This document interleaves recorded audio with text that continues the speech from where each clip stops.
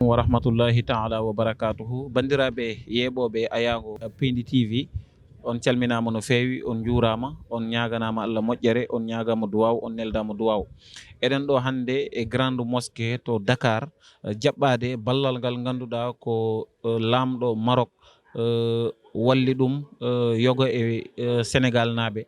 fa tabarakallahu wona hikka tan noon o waɗi ballal ngal hitande foof omo waɗa ɗum e lewru korka e ballal cetal fondation Mohamed VI gonɗo ɗo e Sénégal fa tabarakallahu hitande foof lewru korka o adda maaro o adda nebam o adda sukar o adda tamaroje o walla ɗum ɓe ganduɗa ko sohluɓe ɗum ɗo e Sénégal fa tabarakallahu e leyɗele kewɗe omo waɗa ɗum ɗum woni sababu dendinɗo ɗo yimɓe hande pour galleji ɗi galle foof totte ko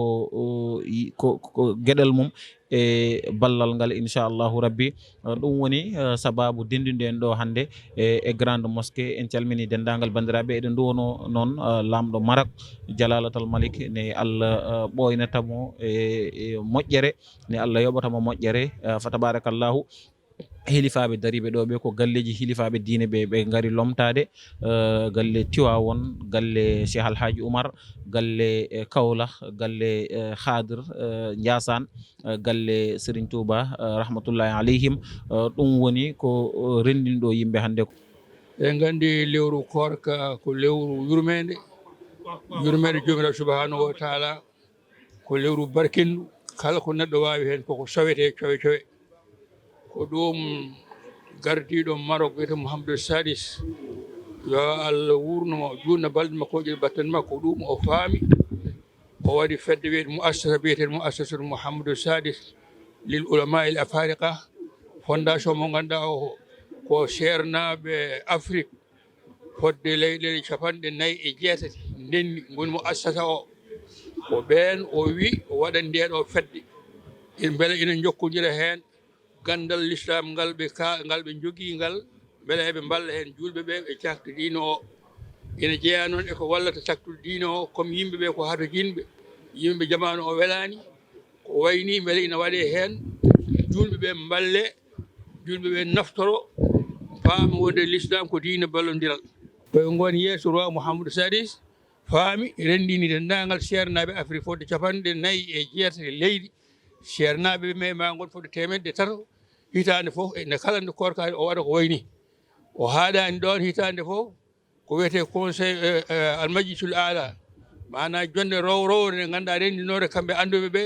o noddaɓe ha toon to Maroc to Fas toon woni siége o kamɓe fof ɓe jeytu ko fate diine o hitande fof nde yonti jewte l'islam waɗe hen so korka yonti ko wayni waɗe hen gam wallude julɓe ɓe ɗum noon so tawi o yini enen Sénégal naaɓe en kettani caggal e nder fondation o Sénégal ene jogui hen section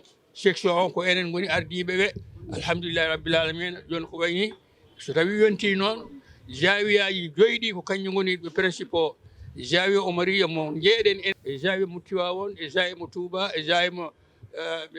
Qadir en e jawiya Kaolack ɗiɗo sayiraji 5 koye ɗiɗo goni jeeyaɗe e nder fondation so yonti noon so tawi wayni jawiya fof adda yimɓe muɗum jeeyaɓe eɓe hen e jawiya he mana keeɓa ɗeɗo balle enen en gaari jeeɗe ko jawiyata Oumariya ɗum noon en ñaago jomiraɗo subahanahu wa taala yo Allah jaɓanen golle ɗe yo Allah wurno lamɗo ko juuti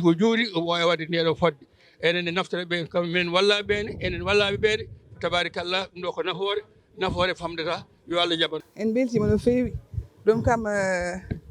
mbayen e falendi mamen welta inchallah en beltima mi ganani fulano fewi kono en beltima no fewi on jarama